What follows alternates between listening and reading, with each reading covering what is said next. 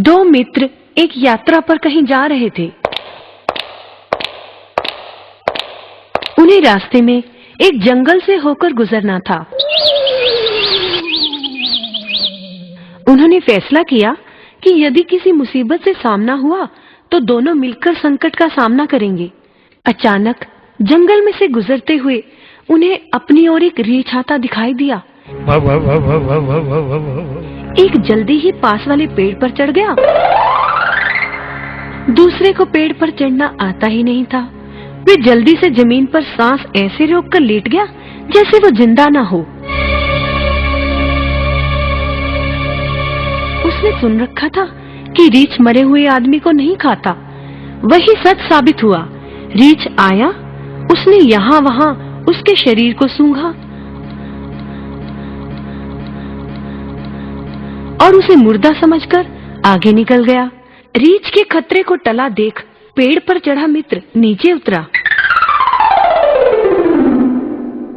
उसने पूछा, रीछ तुम्हारे कान में क्या कह रहा था?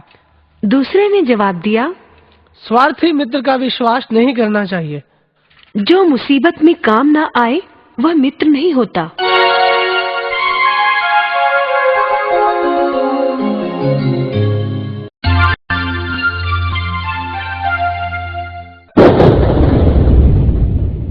एक गांव में दो भाई अपने अपने परिवार के साथ रहते थे।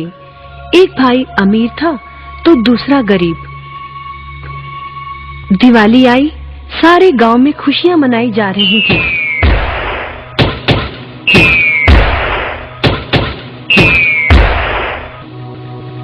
परंतु छोटे भाई के पास तो खाने लायक भी कुछ नहीं था। वह बड़े भाई के पास मदद मांगने गया। बड़े भाई ने दुत्कार कर बैरंग वापस भेज दिया। बेचारा उदास लौट रहा था कि रास्ते में एक बूढ़ा दिखाई दिया। बूढ़े के पास लकड़ियों का एक बड़ा सा गट्ठर था। बूढ़े ने उससे पूछा, क्या बात है बेटे, बहुत उदास हो? दिवाली पर तो खुश होना चाहिए। काहे की दिवाली ताऊ? मेरे भाई ने भी मेरी मदद नहीं की। मेरा परिवार भूखों मर रहा है और मैं कुछ नहीं कर पा रहा। यदि तुम मेरी मदद करो, इन लकड़ियों के गट्ठर को मेरे घर पहुंचा दो तो मैं तुम्हें जो दूंगा उससे तुम अमीर हो जाओगे। छोटा बूढ़े के पीछे चलता हुआ लकड़ियों के गट्ठर को उसके घर छोड़ आया। बूढ़े ने छोटे को एक मालपुआ दिया और बोला, जंगल में जाना, एक जगह अजीब तरह के 3 पेड़ तुम्हें दिखेंगे, जिसके पास एक चट्टान होगी। ध्यान से देखोगे तो चट्टान के कोने में तुम्हें एक गुफा का एक मुंह दिखेगा। गुफा में चले जाना, वहां 3 बौने रहते हैं। मालपुआ उन्हें बहुत पसंद है, वैसे किसी भी कीमत पर छोड़ेंगे नहीं। तुम उनसे धन नहीं मांगना, बल्कि कहना मुझे पत्थर की चक्की दे दो। छोटा भाई गुफा में जा पहुंचा। उसके हाथ में मालपुआ देखकर एक बौना बोला, ये मुझे दे दो, मैं तुम्हें इसके बदले में जो कहोगे दे दूंगा। छोटा बोला, मुझे बस अपनी पत्थर की चक्की दे दो। चक्की लेकर छोटा जैसे ही चलने लगा, बौना बोला, इसे मामूली चक्की ना समझना। इसे घुमाने पर तुम जो मांगोगे इसमें से निकलता रहेगा। इच्छा पूरी होने पर इस पर लाल रंग का कपड़ा डाल देना, सामान बनना बंद हो जाएगा। चक्की लेकर छोटा भाई घर पहुंचा। पत्नी और बच्चे भूखे थे। उसने कहा, यहाँ पर एक कपड़ा बिछाओ। कपड़ा बिछाकर चक्की उसके ऊपर एक किनारे रखकर छोटे ने चक्की चलाई और बोला, चक्की चक्की चावल निकाल।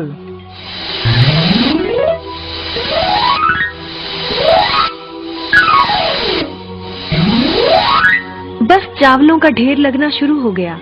लाल कपड़े से चक्की को ढककर छोटे ने फिर कपड़ा हटाया और दोबारा चक्की चलाकर बोला, चक्की चक्की दाल निकाल।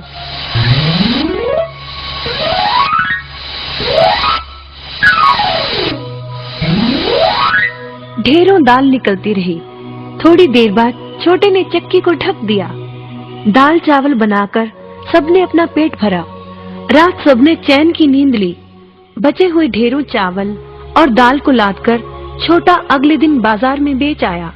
वापस आकर उसने फिर वही क्रम अपनाया और इस बार ढेरों गेहूं, चावल, भिन्न भिन्न दालें चक्की की मदद से निकाली और बेचकर ढेरों पैसे कमा आया। दिनों में ही वह अपने भाई से भी ज्यादा अमीर हो गया। चक्की की मदद से कभी घी, कभी तेल, कभी नमक, कभी मसाले, कभी बादाम, कपास, जो चाहे उसे प्राप्त होता रहता था। बड़ा भाई उसकी खुशहाली से जलने लगा। उसने सोचा, चंद दिनों पहले तो ये भूखों मर रहा था, अब इसके हाथ क्या लगा जो ये मुझसे भी ज्यादा धनी हो गया है। एक रात चुपचाप वह छोटे के घर में छुप गया। सारा भेद उसके आगे खुल गया। अगले दिन जब छोटा बाजार सामान बेचने गया था तो बड़ा भाई छोटे के घर पहुंचा और उसके घर से चक्की चुरा कर ले आया और अपने परिवार को लेकर दूर कहीं टापू में जाकर बसने के इरादे से घर से चल पड़ा। समुद्र किनारे पहुंचकर उसने एक नाव खरीदी। सभी उसमें बैठ गए और नाव में बैठकर टापू की ओर चल दिए। उसकी पत्नी हैरान थी कि एक बेकार सी चक्की लेकर उसका पति सारा घर बाहर छोड़कर हम सबको लेकर कहाँ जा रहा है। बड़े भाई ने पत्नी की जिज्ञासा शांत करने के लिए चक्की को घुमाया और बोला, चक्की चक्की नमक निकाल।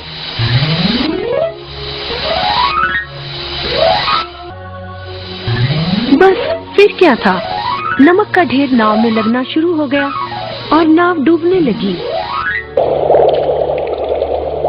बड़े भाई को चक्की बंद करने का उपाय तो पता नहीं था। उन सब की जल समाधि बन गई। सभी चक्की समेत समुद्र में डूब गए। कहते हैं कि चक्की अब भी घूम रही है, तभी तो समुद्र का पानी खारा है।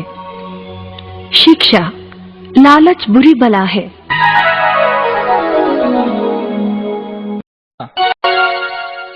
किसी व्यापारी के पास एक गधा था, जिस पर व्यापारी नमक लादकर मंडी में बेचने ले जाता था। मंडी तक जाने में उसे एक छोटी सी नदी से होकर गुजरना पड़ता था। एक दिन उसका पांव फिसला और वो नदी में गिर गया। व्यापारी ने उसे उठाने में उसकी मदद की। उसकी किस्मत अच्छी थी कि उसे चोट न लगी। नमक क्योंकि पानी में घुलकर बह गया था, इसीलिए गधे की पीठ बिल्कुल हल्की हो गई। उस पर कोई वजन न रहा। व्यापारी ने भी घर वापसी का रास्ता अपना लिया। अब मंडी जाने का तो कोई लाभ ही न था। गधे को मजा आ गया। अगले दिन जब व्यापारी फिर नमक लादकर मंडी ले जा रहा था तो गधा जानबूझकर नदी में गिर गया। उसकी पीठ का वजन फिर कम हो गया। व्यापारी को उसकी मक्कारी समझ में आ गई। अगले दिन उसने गधे की पीठ पर रुई का एक बहुत बड़ा गट्ठर लादा और उसे मंडी की ओर ले चला। अरे गधा तो गधा ही था ना। नदी आते ही उसने फिर वही चाल चली। अरे लेकिन बच्चों ये क्या, रुई के गट्ठर में पानी भर गया और गधे पर लदा बोझ कई गुना बढ़ गया। अब तो उससे चलना भी मुश्किल लग रहा था। जब गधा ना चल पाया तो व्यापारी ने डंडे से उसकी खूब पिटाई की। फिर कभी गधे ने पानी में गिरने की कोशिश नहीं की।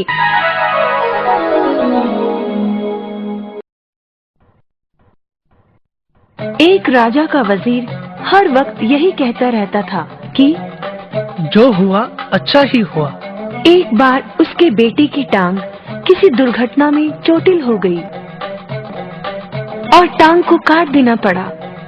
तब भी वह बोला, जो हुआ अच्छा ही हुआ। राजा बोला, तुम भी क्या बोलते रहते हो, इसमें भला क्या अच्छा हुआ। मेरे बेटे को सारी जिंदगी अब एक ही जूता पहनने की जरूरत रहेगी। आधे खर्चे में काम चल जाएगा। राजा निरुत्तर हो गया। एक दिन की बात है, राजा तलवारबाजी का अभ्यास कर रहा था कि अचानक तलवार से उसकी एक उंगली कट गई। उंगली से खून बह रहा था। उसका हाल बेहाल था। बहुत दर्द हो रहा था, परंतु अपनी आदत से मजबूर वजीर के मुंह से निकला, जो हुआ अच्छा ही हुआ। अब तो राजा को बहुत क्रोध आया। उसने हुक्म सुनाया, इस बेवकूफ वजीर को कारागार में डाल दो। वजीर को कैद कर लिया गया। बात आई गई हो गई।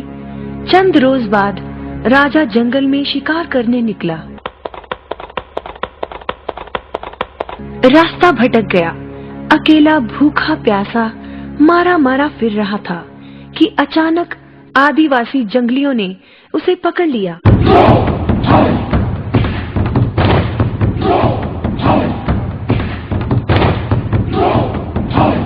अपनी देवता को खुश करने के लिए उन्होंने राजा की बलि चढ़ाने के लिए राजा को बांध दिया।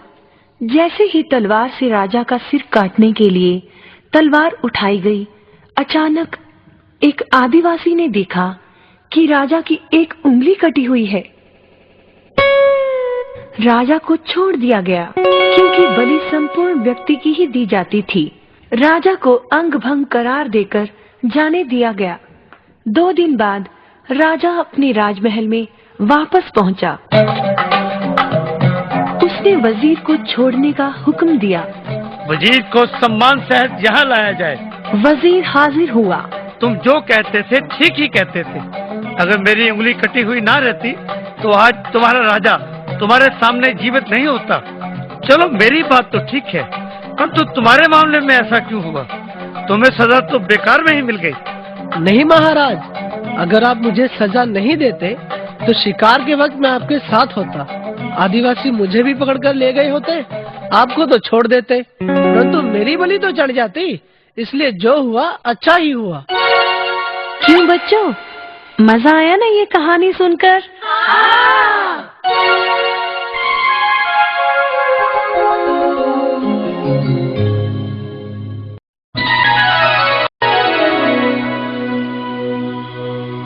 एक बार एक किसान के हाथ ऐसी मुर्गी लगी जो रोज एक सोने का अंडा देती थी। वो उसे बेचकर खूब धन इकट्ठा करता था और नई नई वस्तुएं अपने परिवार के लिए लेकर आता। धीरे धीरे वह गांव में सबसे अमीर हो गया। नया घर, कई घोड़े, बहुत सारे खेत, गाय भैंसों का अब वह मालिक हो गया था। एक बार उसने सोचा, मुर्गी रोज एक ही अंडा पैदा करती है,